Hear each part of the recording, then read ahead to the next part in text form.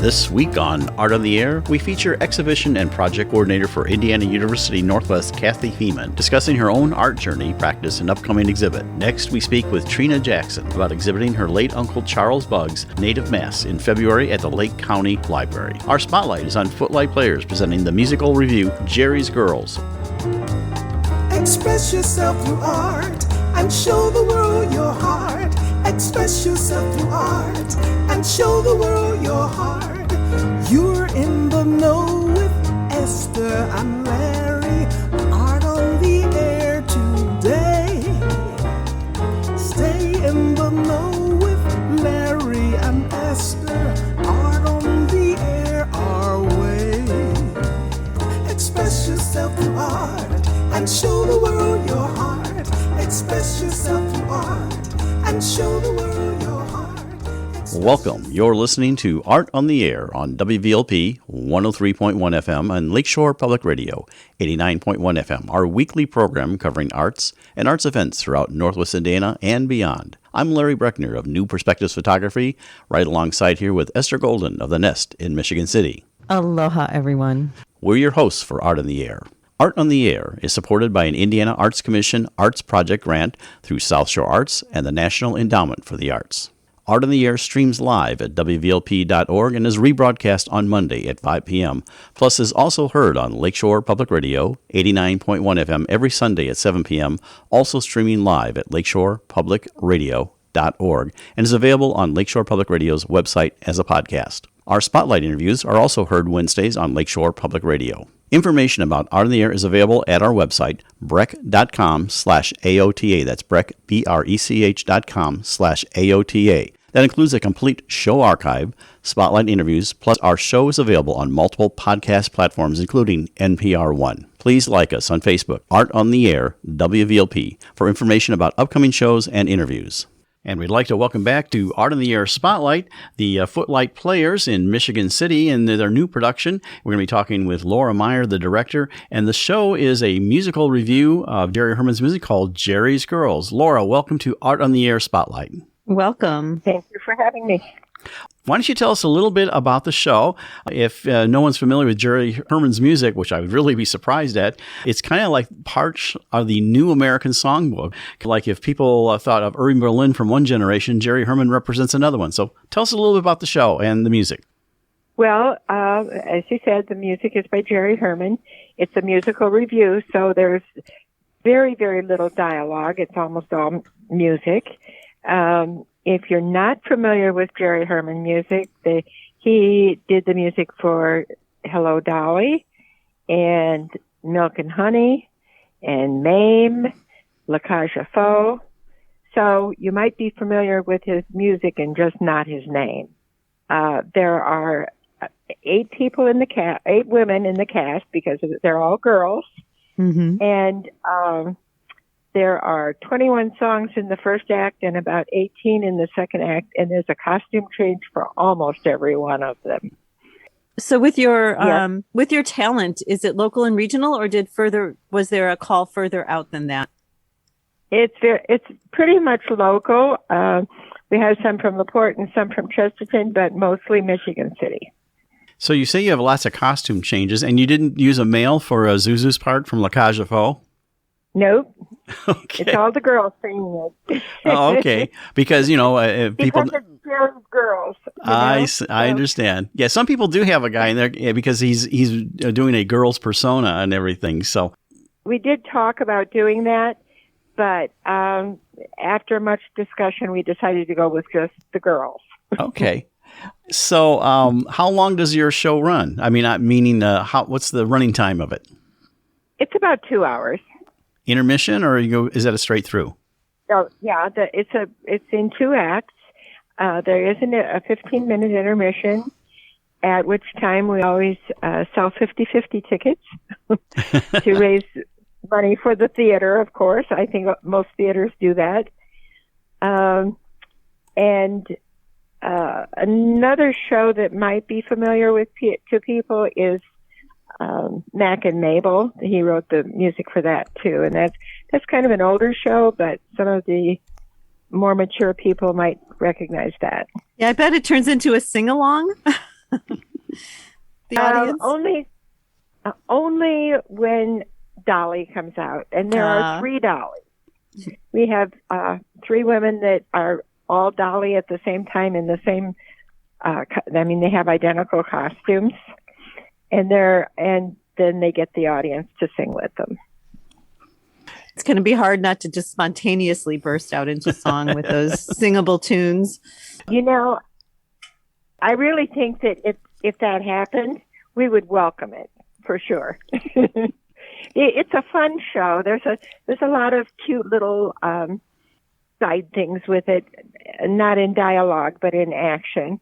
And for instance, we have a strip scene that the girls sing "Take It All Off," and then the main character comes out and they sing "Put It Back On."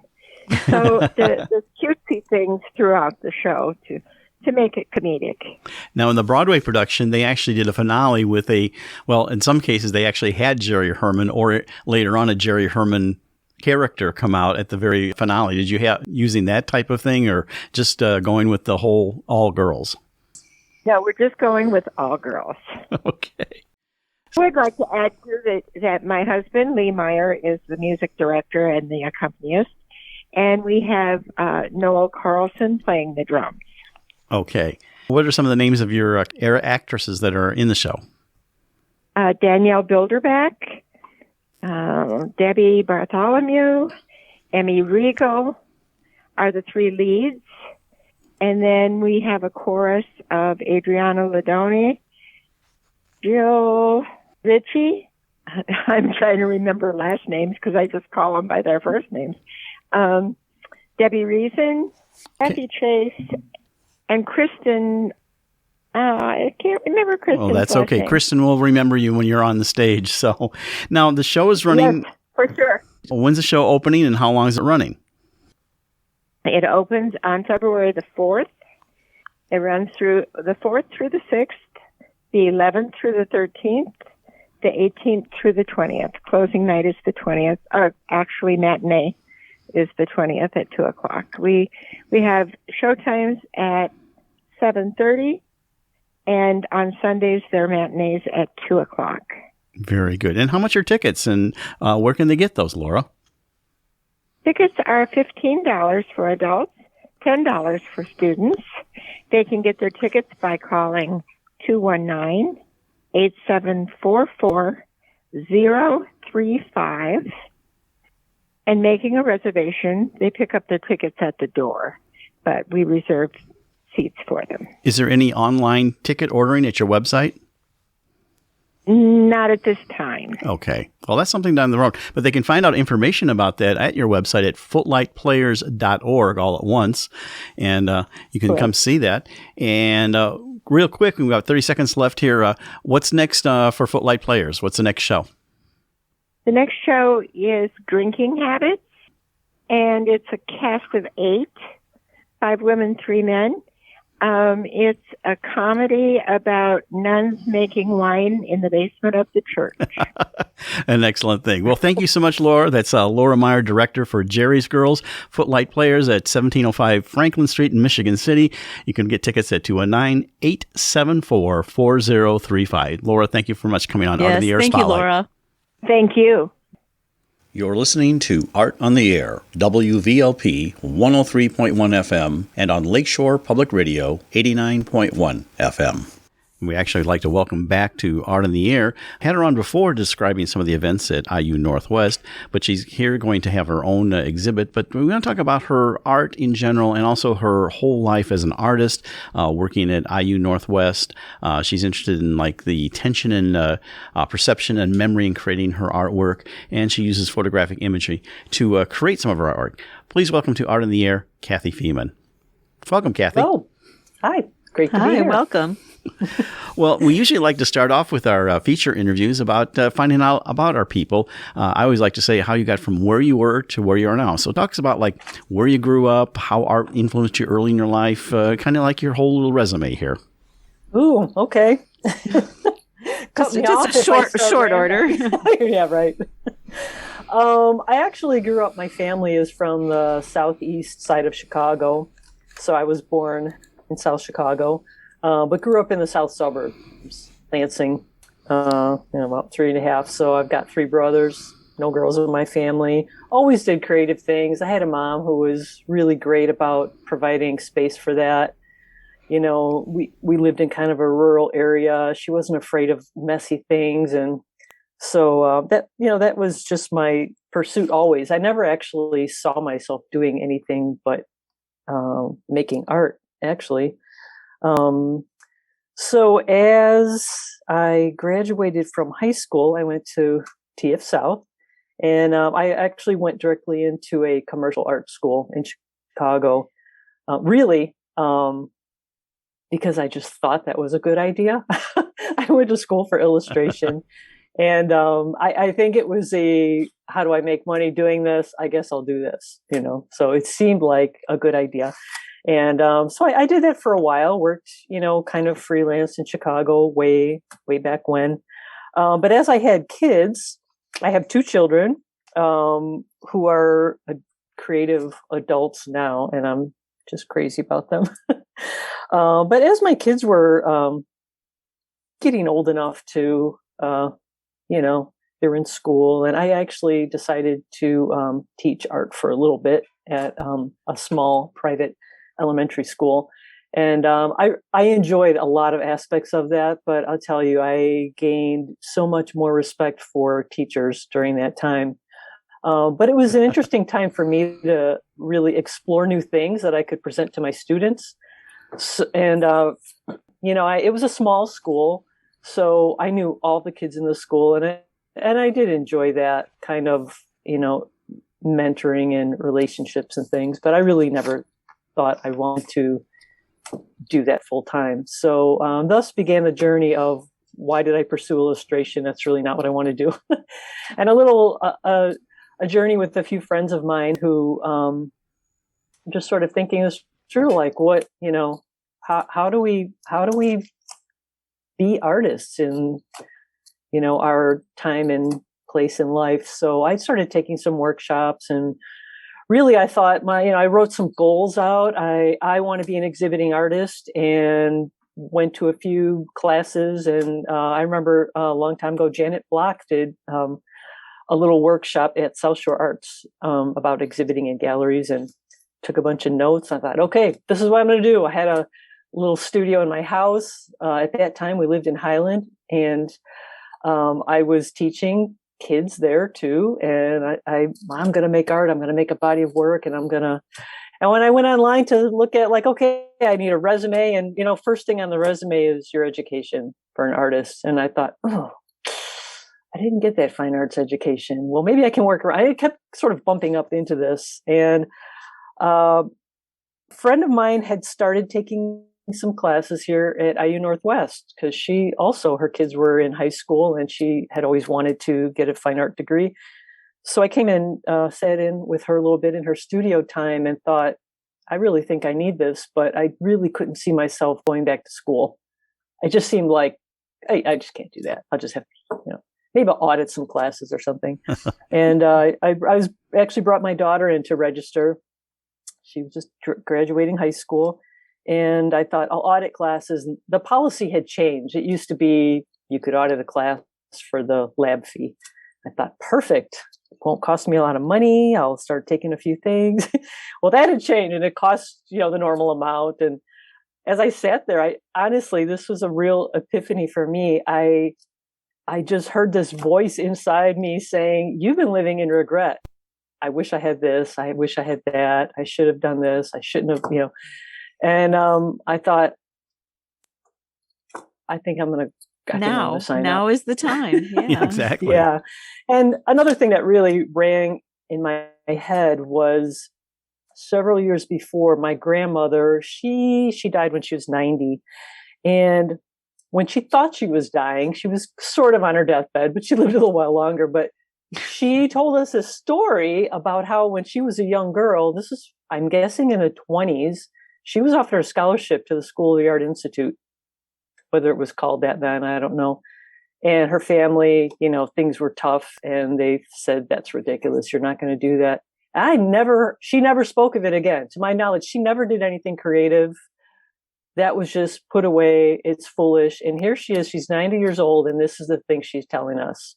That was ringing in my ears. Like, I'm not going to live in regret. I'm not going to be 90 years old and going, you know what? I wish I had. So anyway, I signed up. And then here you have a genetic you have a genetic link to the arts. It's funny when you do creative things, everyone in your family wants to take credit for it. Like, oh, you take after Uncle Who or what, but, anyway. So anyway, I some of my stuff transferred, so I was able to finish in an intense 3 years. But I just loved it. I loved the experience. I know why I needed to come back. It was just life-changing for me. So I really believed in the program. And after I graduated, I was just sort of figuring out what was next and thinking about maybe I was seriously considering grad school and applying. But so I actually started working there. Can I just interrupt with a question about your schooling then? So how did it? So did you develop? Do you feel you developed your direction there with your body of work, or how did it affect you the way you just indicated? Yes. Well, okay. Interesting thing. So I came in because I had taken a lot of the basics already. A lot of skill-based classes in my previous art education. So I was in advanced painting, and in critiques, my professor, Dave Clayman, he would say, I mean, these are really done well, but it's like you've been unaware of what's been happening in the art world for the past, 30 years or something. And I said, well, because I have, right. I had no art history. It was all, and it was a really well-known program. It was well respected at that time in Chicago, but it was all skill-based. And I didn't know anything about contemporary art, nothing. So that was really important for me to understand things like art theory and a lot of the finer points of art history, the philosophy of art. All that was just brand new for me. So to be pushed in that direction, to not just make art, but to think about, these are your ideas embedded in this, and what are you trying to say? What is in you that needs to come out? And really a lot of journaling and frustration with processing and all of that. But it was all really good. And I will say, if I had gone to a 4-year college straight out of high school, I wouldn't have been really very interested in a lot of the non-art courses that I had to take. As an adult, I was really much more interested and could see all these, U.S. history. I just could care less when I was younger.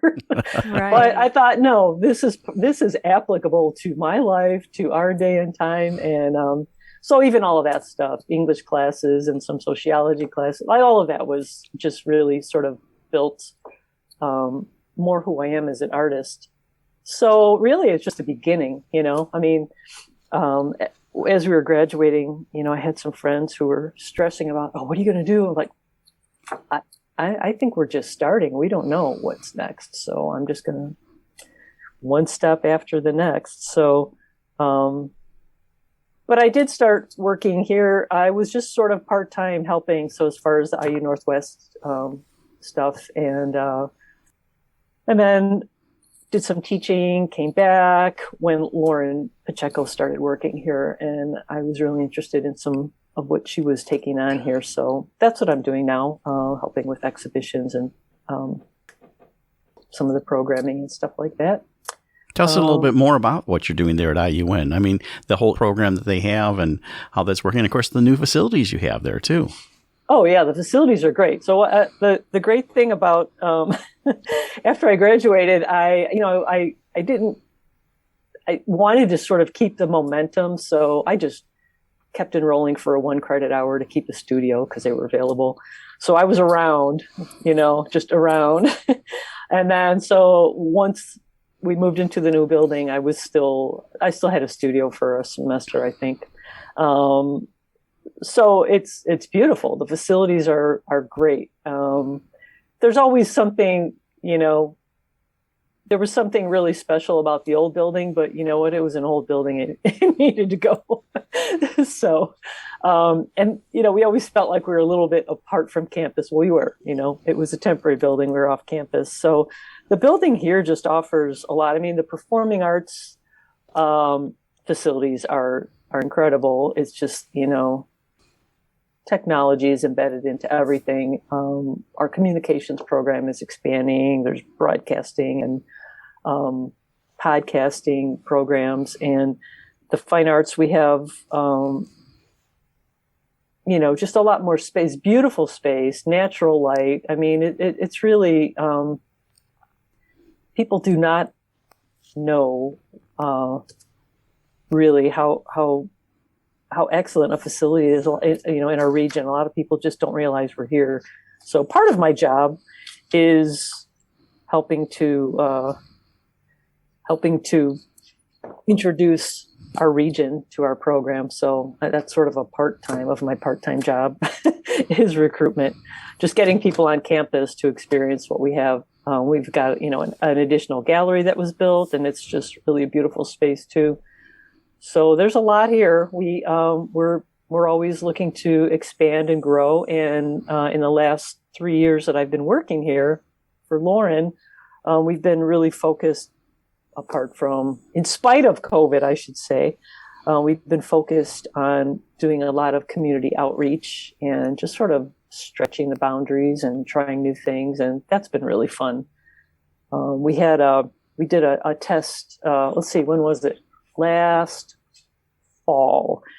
We sort of did a test run of a projection project. We brought in some artists from Chicago and set up on Broadway and had this live music projection thing. And, you know, we didn't advertise it really because we were just sort of testing out the equipment. But so, you know, just watching people drive by and what's this crazy thing going on, you know? And it was a lot of fun. And people saw it on social media and were like, tell us when you're going to do another one. So we're just trying to bring that stuff out into the community just to, you know, it's fun. It's engaging. It lets them know who we are. And hopefully we inspire people to come and be a part of what we're doing too. Yeah, the building is really a jewel. You know, I briefly worked there in the early transition to kind of help them set up the theater for outside operations. So I was there from 2016 for like about not quite a year and a half and everything, kind of as consulting. So, but it's a beautiful facility. You go through the arts areas and everything there. And even non-related to arts, the laboratories are just phenomenal too that they have there. Yeah. So now with your part-time job, you obviously now have time to practice art a little bit too, and you have facilities there that you have access to. Yeah, I do. I do. You know, it is nice working here. I mean, I have access to really a lot of software because I'm trying to sort of expand. I love painting and I love the tactile experience of making art, but I'm also interested in introducing other components, whether it is a projection or audio. I've been the last two projects I've been working on involve interviewing people and gathering stories that accompany the exhibition, the drawn or painted or photographed work that's there, and looking for, you know, interesting ways of incorporating that. So, I mean, we have a shop here for fabricating stuff. So there's a lot of there's a lot of opportunity. There's resources here. I will say that still, I know that artists who work even if it's not fully full time, it's, you know, it's a challenge trying to juggle everything. But that's life. It's life as an artist. Yeah, I would love to. So I would love to start talking about your art, your personal art, and sure. I know you have an exhibit, a solo exhibit coming up at the Chesterton Arts Center called Shadow Moorings and Undercurrents, and moorings seem to be a prominent theme with you, like anchoring and stability. And memories and family. And so I want to know, just Cathy, in memories in general, some years they can be viewed either fondly or harshly, depending on the moment of remembering. How do you reconcile that tension of remembering in your work? Yeah, I mean, it is an interesting thing. This is a theme that started to develop during my undergraduate work, but it's evolved a little bit and sort of grown into some other areas. But just, you know, the whole dementia and Alzheimer's thing is just so prevalent. You keep hearing stories that, you know, people that, you know, have family members and who just sort of get lost, you know, and that's kind of what started me thinking about the idea of memory, but then it sort of went into other areas and personal areas and just reading a couple books. I mean, I was fascinated by some of the Oliver Sacks stories. You know, they're case studies. So these are like really unusual things that he's come into, but, you know, people who, can't remember 5 minutes or 30 seconds, you know, it's like they're starting over constantly. And his observation with that was when you aren't aware of your past, you aren't aware that you have a future. Like you're not tied to any space and time. And that was an interesting idea to think like, well, so what sort of shapes your personal narrative? And, you know, my dad's a great storyteller, and you get him going. He grew up in the projects on the east side of Chicago, southeast side by the steel mills, and he's just got a ton of stories. You get him going, and I'm pretty sure he remembers. Have you documented them? Well, you know, I just got a new little microphone to plug into my phone, and I've been seeing him a lot more lately. I'm going to start doing some sessions because we'll lose that, right? I'll remember parts of what he said, or I realized that even starting to look at family photos, like you remember not so much what the photo was, but what was happening at that time, or there's always a context that's, you know, not just information. There's so many emotions tied up with it. So many things trigger different memories. And same with telling stories. Like if your father has told these stories, sometimes just in the telling of it, you remember a detail that you add. That's why memory is fascinating. Yeah. And yeah, it is to me. And it's most prominent. Like when you think of childhood memories and as an adult, it's like, oh, well, it wasn't like that. It didn't happen every day. That happened one time. Or, you know, things are so exaggerated because, you know, you're interpreting it as you're experiencing it, and then you're reinterpreting it while you're remembering it. So that's just kind of an interesting dynamic with that. And then this current show that's at Chesterton Art Center is really a combination of a couple different bodies of work. The most recent one was the one where I started recording stories, and I had a show at Lubeznik with the work that I had to that point, and then pandemic hit right after that, so people were not so willing to meet with you and connect with you. Even it you know, was kind of a sad thing that sort of came to a standstill, but I had actually come across a picture that I was using in another project of my great-grandmother holding my mom. My mom was 1 year old, and my great-grandmother immigrated here from Croatia. And I never knew her, obviously. She was just like in this picture, looked like this 7 foot tall, just mighty woman holding my mom like she was a loaf of bread. I mean, that's how sort of get the visual, you know. And I started thinking, well, this is my roots. And she was one of the women who really sort of built this steel culture, you know, this community.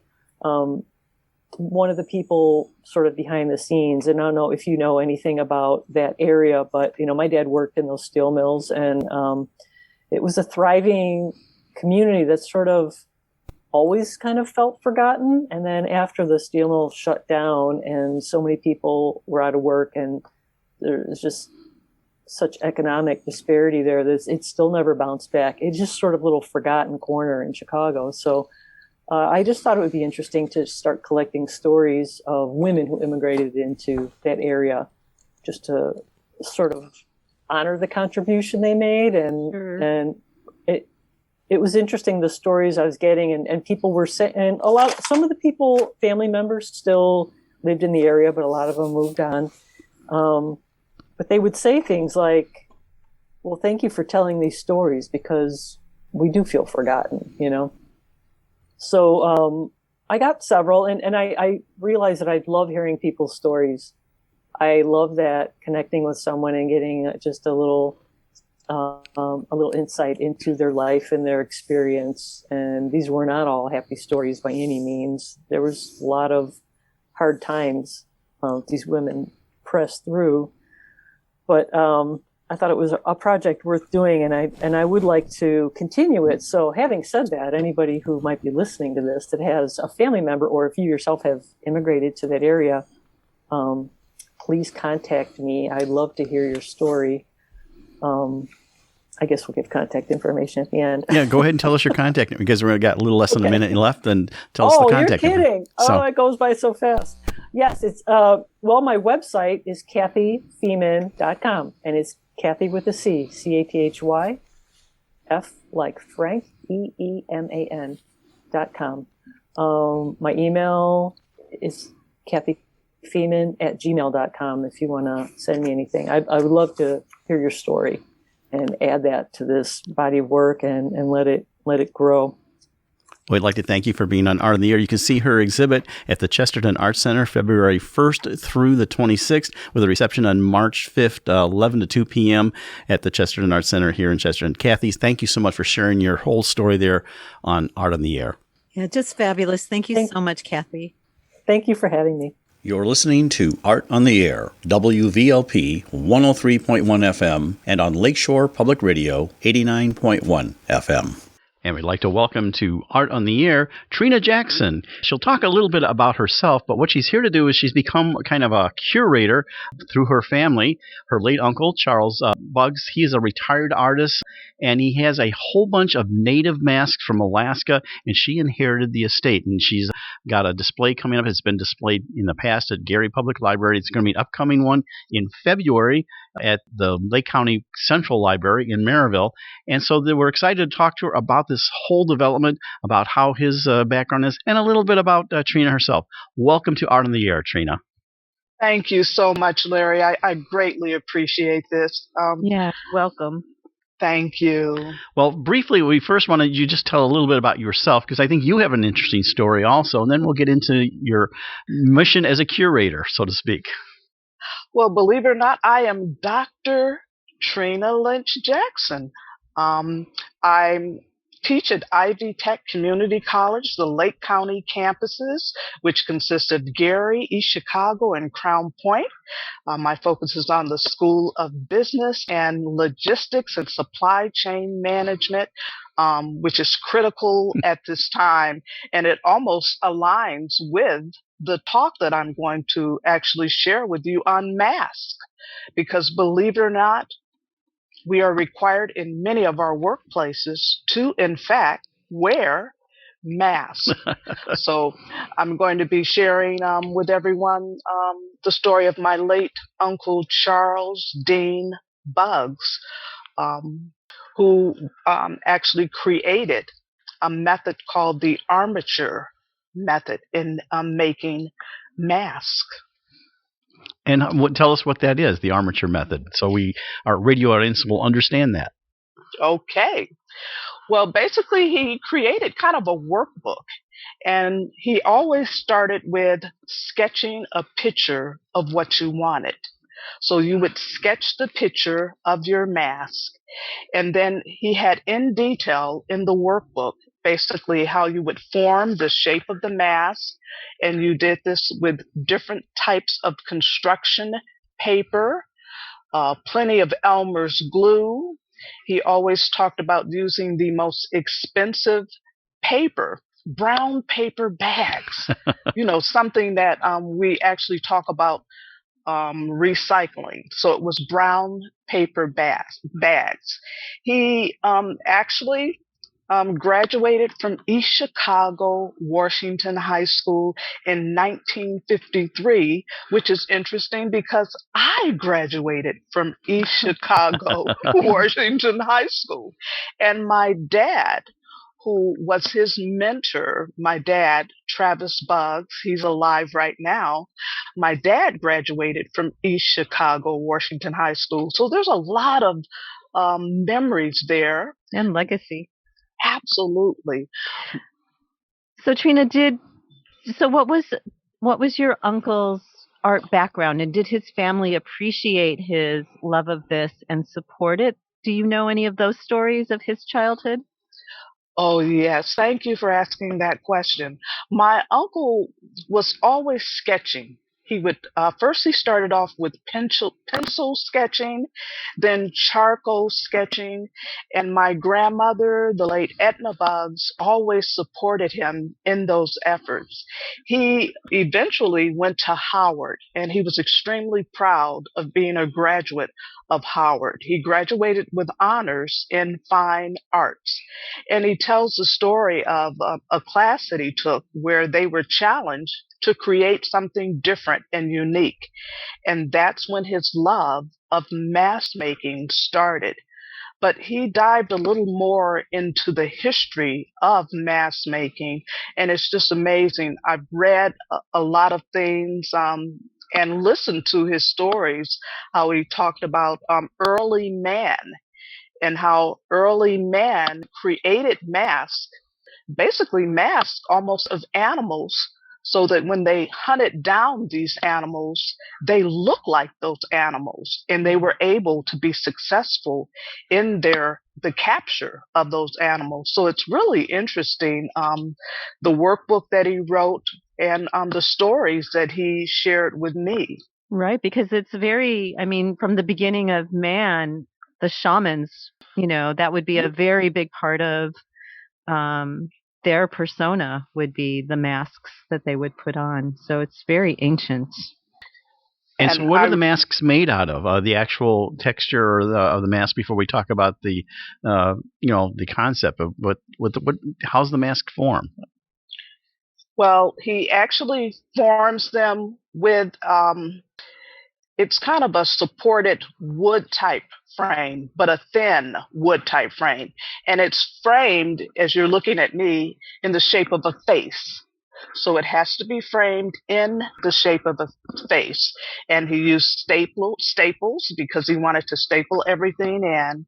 And once you made that frame in the shape of a face, then you start this process with paper mache.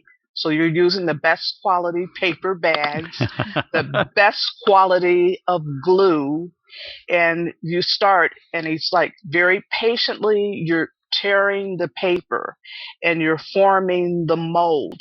And I realize this is a radio interview and the audience really can't see a face, but I had shared with you a face earlier, and many of the faces that he created actually, he named some of the masks. I'm just going to hold this one up, and I realize the audience can't see, but I'm showing this to you. And let's describe it. It kind of looks like a skeleton, but has yellowish eyes. It's a white base. You can maybe better describe it for us. He actually called this mask the Day of the Dead. Oh, okay. So this is a representation of the Day of the Dead. And I brought this to school one year, and I was showing it to some of my students. And many of my Hispanic students were just amazed at the mask, and they kind of wanted to touch it, but I had to really tell them hands off because, again, it is paper mache, but everything is really sealed. So Trina, are those eyes dimensional? It's hard to tell from just how it looks like. Are they? Yeah, they are dimensional. Yeah, it's a very beautiful mask. They are dimensional. It's just amazing. Some of the masks also have horns because he tried to focus on different cultures. So if a mask had horns, he would use wire hangers. But again, a lot of this is just merely brown paper bags. Household items. Absolutely. Elmer glue, some styrofoam. If you really want it to be intricate, and I'm going to hold up another one, Larry. I'm sorry that the audience can't see this, but I'm holding this up for you to look at see. that. It's beautiful. Okay. Detail. And with this one, he would add beads, different types of sometimes shells. You'll see seashells on these. And these. Can you flip it, Trina, so I could see the back? Oh, beautiful. Oh, I love that he's dated them too. That must help you tremendously. Yes, he's dated the masks, and some of the masks he's actually appointed names to them because he really studied different cultures, and he taught at the in the high school. He taught fine arts at the high school in Washington, D.C. for many years. Unfortunately, he loved fishing. Here we go, Larry. My uncle loved fishing, and he took a trip to Juneau, Alaska. Well, the salmon fishing had him. He caught the bug. He returned back to the Washington, D.C. school system. He had enough years to retire. He packed up everything, and guess what he did? Moved to Alaska. That journey. He relocated to Juneau, Alaska. He drove through Canada, enjoyed all the amazing sights, put his vehicle on a ferry. He ferried over to Juneau. He was able to obtain a job. He worked as a mental health counselor in Juneau, Alaska for the state of Alaska. But the majority of his time he spent teaching high school students the art of mask making. So what he was able to do while he was in Juneau is he learned a lot about the Alaskan culture. He created masks really for a lot of their ceremonies. He worked with the young students the same way he did at the DC high schools, and they were able to create masks. So he really embraced the art of mask making. And I really wish I could show you the Raven mask, but it is entirely too large to actually pick up and show you. But these masks, again, will be on display at the Lake County Library for the month of February. Unfortunately, I will only have 5 masks on display there. And I'll kind of show different, I guess, pages of the workbook so that individuals are able to see some of the other masks. But in the condo that he left me, because when he passed, I was the first niece. Okay. So the first niece received the condo and all the masks. And the main reason, Larry, why he actually left all of this to me, because he knew I would keep the property. He didn't want anyone to sell the property. But I adored him. I became a long distance caregiver. Unfortunately, he was diagnosed with lung cancer. Oh. And at some point in our conversations, I flew to Alaska to spend some time with him because I cherished him, and it was mutual. He was always proud of me. Many of his neighbors would say, he's going on about this Trina. We thought she was an imaginary person, and we're finally able to meet you. And it was just so much fun. He took me all around. Juneau is an island, just like Oahu. And It really doesn't take you a lot of time to get around Juno. And when I spent a summer with him, he decided he was going to create a rock garden just outside of his condo. So we went around the island and we picked up all kinds of wildflowers and we planted it in this rock garden.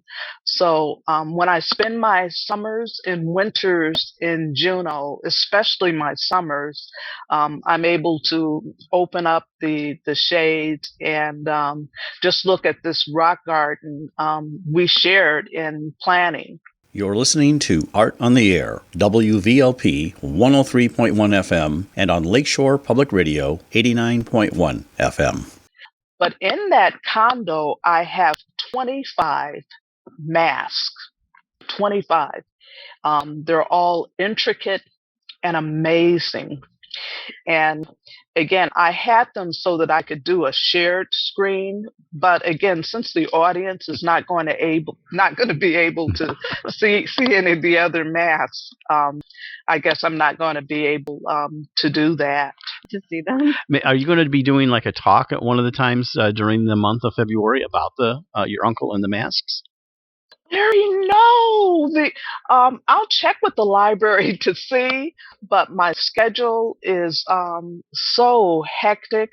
But you know what? I'm going to check with the library to see if there's a day and time and a room, and I'll do that. And I'll follow up and let you know. Trina, that library system is excellent with Zoom communications. I've taken so many Zoom programs with them, so that might be something to possibly consider, that, because that technology is there. It would be very interesting to go along with this exhibit. So along with this workbook, do you have, is there a place where a book, let's say, where all the masks are documented with some of your stories?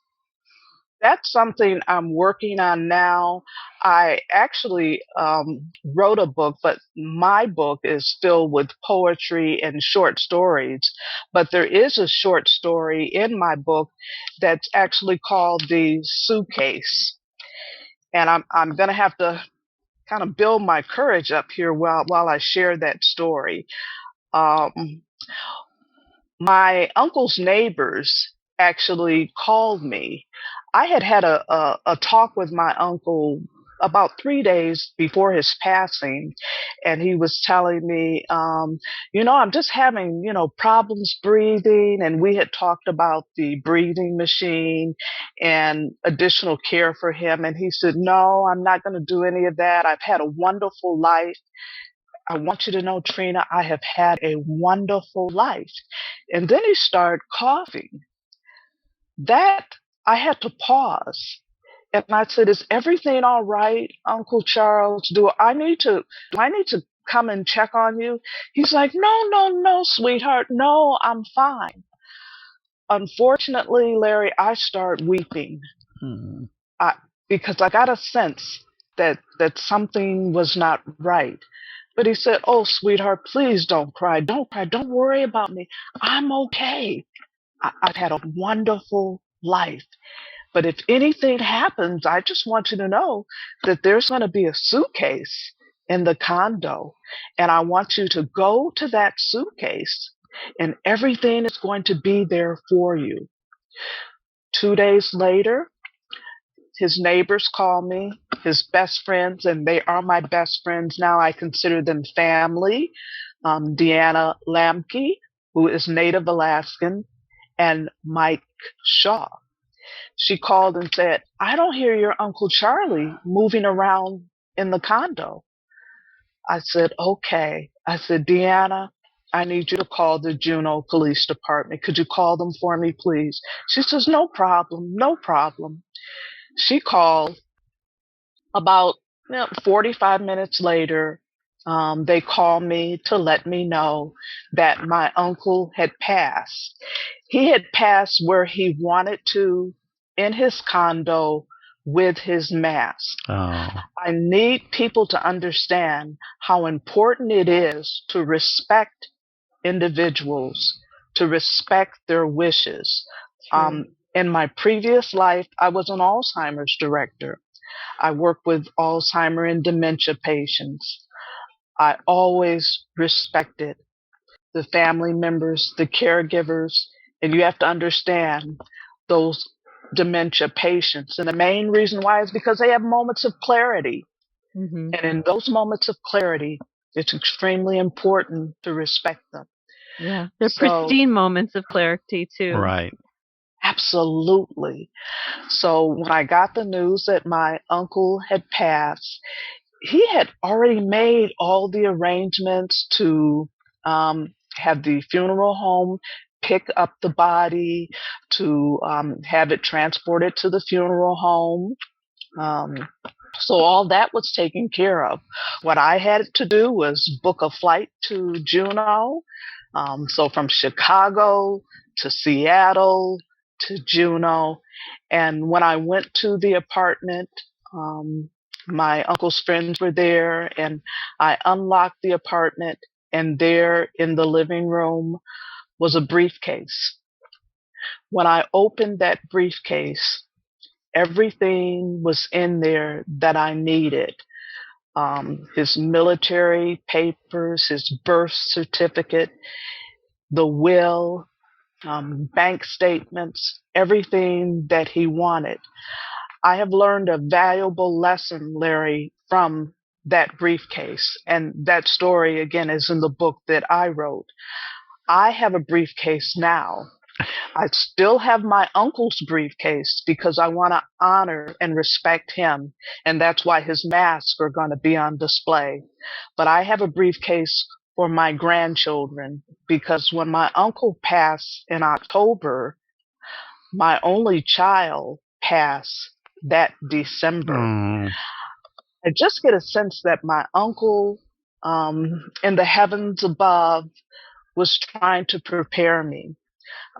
So I feel extremely honored to be the first niece because he has other nieces, he has other nephews, but we just had this special bond.